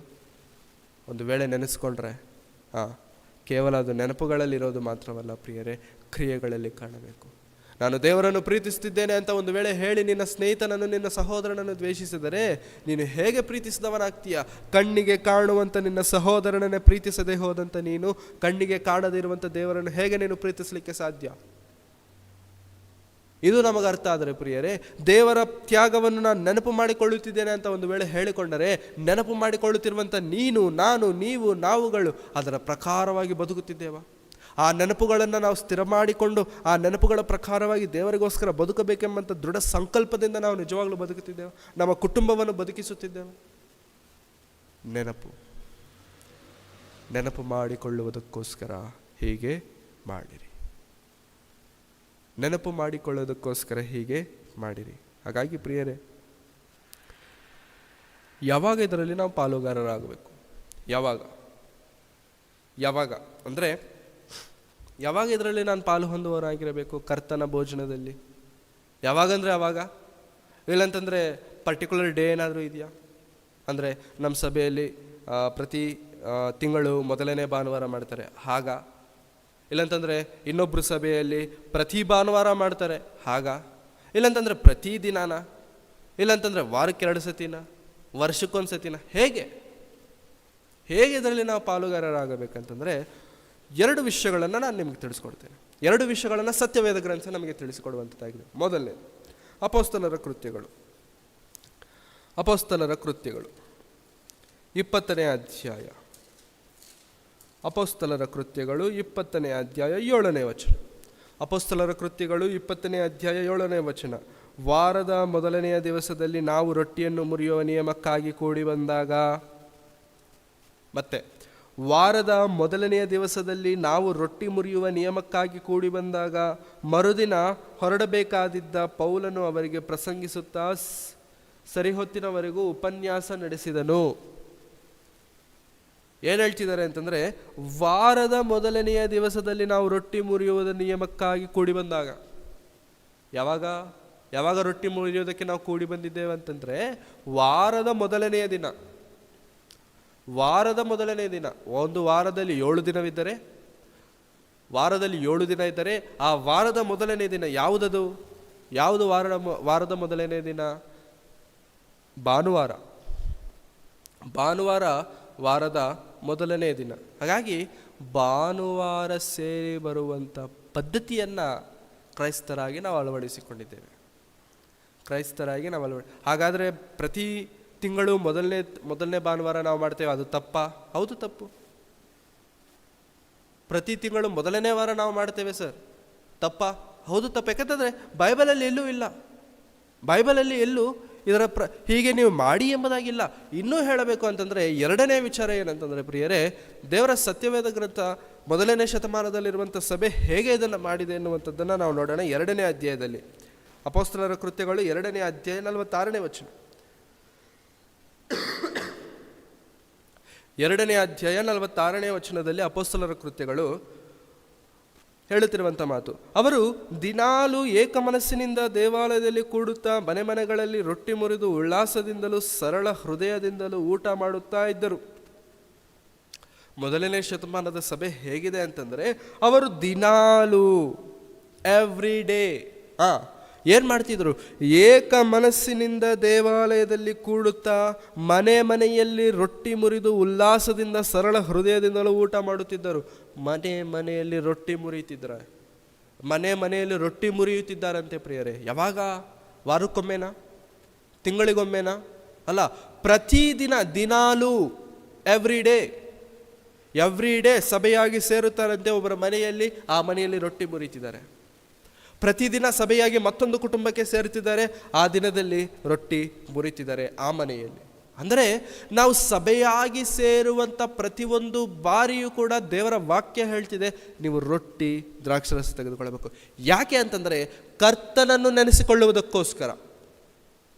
ನೀವು ಸಭೆಯಾಗಿ ಸೇರುವ ಪ್ರತಿಯೊಂದು ಬಾರಿಯೂ ಸಹ ಕರ್ತನ ರೊಟ್ಟಿಯಲ್ಲಿಯೂ ದ್ರಾಕ್ಷರಸದಲ್ಲೂ ಪಾಲು ಹೊಂದಬೇಕು. ಯಾಕಂತಂದರೆ ಆತನನ್ನು ನೆನೆಸಿಕೊಳ್ಳುವುದಕ್ಕೋಸ್ಕರ. ಹಾಗಾಗಿ ಪ್ರಿಯರೇ, ಕರ್ತನ ಮರಣದಲ್ಲಿ ಅಂತಂದರೆ ಪ್ರತಿ ವಾರ ತೆಗೆದುಕೊಳ್ಳುವಂತಹ ಈ ಒಂದು ಕರ್ತನ ಮೇಜು, ಕ್ರಿಸ್ತನ ಭೋಜನದ ಕಾರ್ಯಕ್ರಮ ಏನಾದರೂ ಇದೆಯಲ್ಲ ಪ್ರಿಯರೇ, 1ನೇ ಶತಮಾನದವರು ಪ್ರತಿದಿನ ಮಾಡುತ್ತಿರುವಂಥ ಪದ್ಧತಿ. ನಾವು ಹೇಗೆ ಮಾಡ್ತಿದ್ದೇವೆ? ಭಾನುವಾರ ಸೇರಿ ಬರ್ತೇವಾ? ಪ್ರತಿ ಭಾನುವಾರ ಮುರಿಯೋಣ. ತಿಂಗಳಿಗೆ ಒಂದ್ಸತಿನೇ ನಾವು ಸೇರಿ ಬರ್ತೇವೆ, ತಿಂಗಳಿಗೆ ಒಂದ್ಸತಿನೇ ಮುರಿರಿ. ತಿಂಗಳೆಲ್ಲ ನಾವು ಇರಲ್ಲ ಸರ್, ಒಂದೇ ಭಾನುವಾರ ಬರ್ತೇವೆ, 1ನೇ ಭಾನುವಾರ, ಅವಾಗ ಮುರಿರಿ. ವಾಕ್ಯನೂ ಕೂಡ ಅದನ್ನು ಹೇಳ್ತಿದ್ದೆ, ನೀವು ಸೇರಿ ಬಂದಾಗ ಮುರಿರಿ, ರೊಟ್ಟಿ ಮುರಿರಿ, ದ್ರಾಕ್ಷರಸ ತೆಗೆದುಕೊಳ್ಳ್ರಿ. ಇಲ್ಲ, ನಾವು ಪ್ರತಿ ಭಾನುವಾರ ಬರ್ತೇವೆ, ಮತ್ತೆ ಪ್ರತಿ ಭಾನುವಾರ ಮುರಿರಿ ಸರ್. ಪ್ರತಿ ಭಾನುವಾರ ಸಭೆಯಾಗಿ ನೀವು ಕ್ರಿಸ್ತನನ್ನು ನೆನಪು ಮಾಡಿಕೊಳ್ಳಿ. ಯಾಕೆ ಪ್ರತಿ ತಿಂಗಳು ಒಂದೇ ವಾರ ಮಾಡ್ತಿದ್ದೀರಾ? ವಾಕ್ಯದಲ್ಲಿ ಎಲ್ಲಿದೆ? ಪ್ರತಿ ವಾರ ನಾವು ಮಾಡಬೇಕು, ಪ್ರತಿ ದಿನ ನಾವು ಮಾಡಬೇಕು, ಪ್ರತಿ ಸಭೆಯಾಗಿ ನಾವು ಸೇರಿದಾಗೆಲ್ಲ ನಾವು ಅದನ್ನು ನೆನಪು ಮಾಡಿಕೊಳ್ಳಬೇಕು, ಕ್ರಿಸ್ತನ ಮರಣತ್ಯಾಗವನ್ನು. ಹಾಗಾಗಿ ಪ್ರಿಯರೇ, ಯಾವಾಗ ನಾವು ತೆಗೆದುಕೊಳ್ಳಬೇಕು? ಸಭೆಯಾಗಿ ಸೇರಿದ ಪ್ರತಿ ಬಾರಿ ನಾವು ಇದನ್ನು ತೆಗೆದುಕೊಳ್ಳೋರಾಗಿರಬೇಕು. ಆದರೆ ಕ್ರೈಸ್ತರಲ್ಲಿರುವಂಥ ದೌರ್ಭಾಗ್ಯತೆ ಏನು ಗೊತ್ತಾ ಪ್ರಿಯರೇ? ಸಭೆ ಇದೆ, ಸೇವಕರಿದ್ದಾರೆ. ಸೇವಕರು ಕರ್ತನ ದೇಹಕ್ಕೆ ಸಾದೃಶ್ಯವಾಗಿರುವಂಥ ರೊಟ್ಟಿ, ಆತನ ರಕ್ತಕ್ಕೆ ಸಾದೃಶ್ಯವಾಗಿರುವಂಥ ದ್ರಾಕ್ಷರಸ ಕೊಡೋದಕ್ಕೆ ಸಿದ್ಧರಾಗಿದ್ದಾರೆ. ಆದರೆ ತೆಗೆದುಕೊಳ್ಳೋದಕ್ಕೆ ಸಭಿಕರಿಲ್ಲ. ಯಾರಿಲ್ಲ? ಸಭಿಕರಿಲ್ಲ. ಸಭೆಗೆ ಬರುವುದನ್ನೇ ಕೆಲವರು ಬಿಟ್ಬಿಟ್ಟಿದ್ದಾರೆ. ದೀಕ್ಷಾಸ್ನಾನ ಹೊಂದಿದ ನಂತರ, ದೀಕ್ಷಾಸ್ನಾನ ಹೊಂದಿದ ಅನೇಕರು ಸಭೆಗೆ ಬರುವುದನ್ನು ಬಿಟ್ಟಿದ್ದಾರೆ. ಸಭೆಗೆ ಬರುವುದನ್ನು ಬಿಡಬಾರದು, ಸಭೆಗೆ ಬರುವುದನ್ನು ಎಂದಿಗೂ ಮರೆಯಬಾರದು ಪ್ರಿಯರೇ. ಪೌಲರವರು ಎಬ್ರಿಯರಿಗೆ ಬರೆದಂಥ ಪತ್ರಿಕೆಯಲ್ಲಿ ಹೇಳುವಂಥ ಮಾತು ನಾವು ನೋಡೋಣ ಪ್ರಿಯರೇ. 10ನೇ ಅಧ್ಯಾಯ 24ನೇ ವಚನ. ಬೇಗ 10ನೇ ಅಧ್ಯಾಯ 24ನೇ ವಚನ. ನಾವು ಪರಸ್ಪರ ಹಿತಚಿಂತಕರಾಗಿದ್ದು ಪ್ರೀತಿಸುತ್ತಿರಬೇಕೆಂತಲೂ ಸತ್ಕಾರ್ಯ ಮಾಡಬೇಕೆಂತಲೂ ಒಬ್ಬರನ್ನೊಬ್ಬರು ಪ್ರೇರೇಪಿಸೋಣ.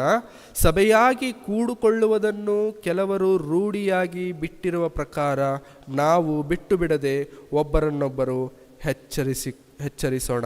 ಕರ್ತನ ಪ್ರತ್ಯಕ್ಷತೆಯ ದಿನವು ಸಮೀಪಿಸುತ್ತಾ ಬರುತ್ತದೆ ಎಂದು ನೀವು ನೋಡಿರುವುದರಿಂದ ಇದನ್ನು ಮತ್ತಷ್ಟು ಮಾಡಿರಿ.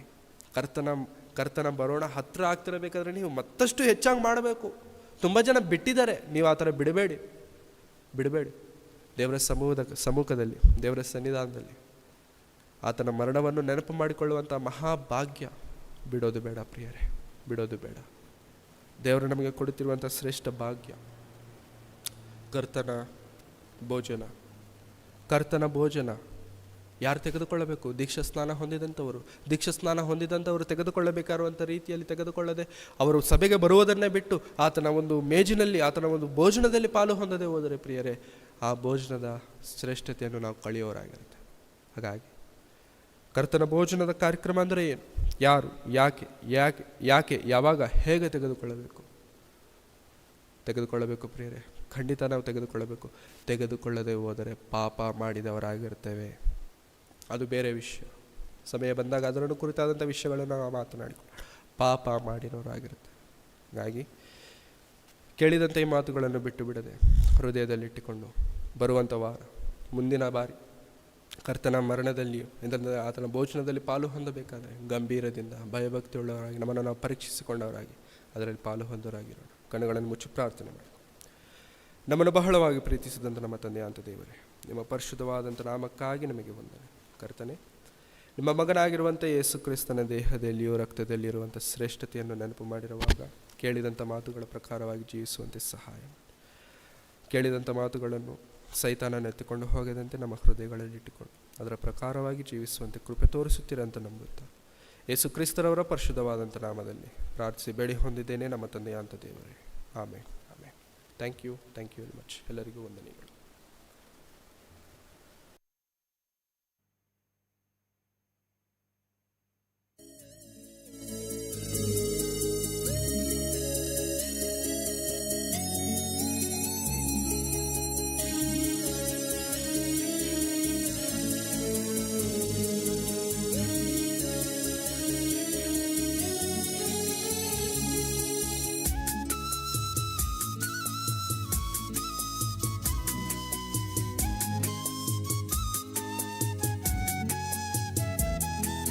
ರಾಜಾದಿರಾಜರು ರಾಜ್ಯ ಆಳಿದರು, ಮಣ್ಣಿನೊಳಗೆ ಬೆರೆತು ಹೋದರು. ಶ್ರೀಮಂತರು ಲೋಕ ಆಳಿದರು, ಬಿಟ್ಟು ಹೋದರು ಕೂಡಿಟ್ಟ ಆಸ್ತಿಯ.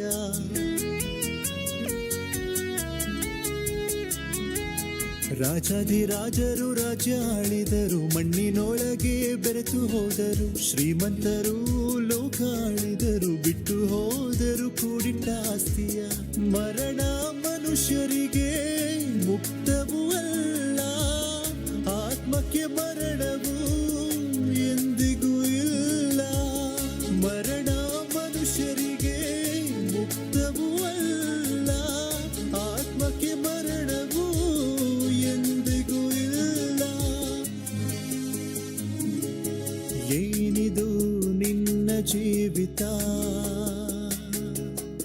ಏನಿದು ನಿನ್ನ ಜೀವಿತ.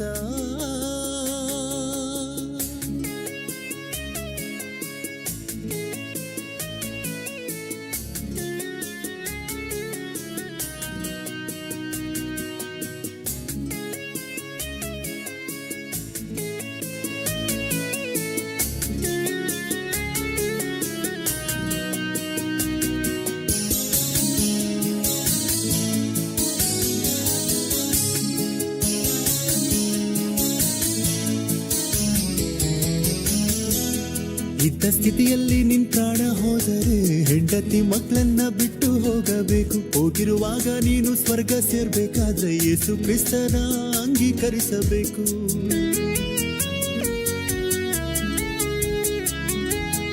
ಇದ್ದ ಸ್ಥಿತಿಯಲ್ಲಿ ನಿನ್ ಪ್ರಾಣ ಹೋದರೆ ಹೆಂಡತಿ ಮಕ್ಕಳನ್ನ ಬಿಟ್ಟು ಹೋಗಬೇಕು. ಹೋಗಿರುವಾಗ ನೀನು ಸ್ವರ್ಗ ಸೇರ್ಬೇಕಾದ್ರೆ ಯೇಸು ಕ್ರಿಸ್ತನ ಅಂಗೀಕರಿಸಬೇಕು.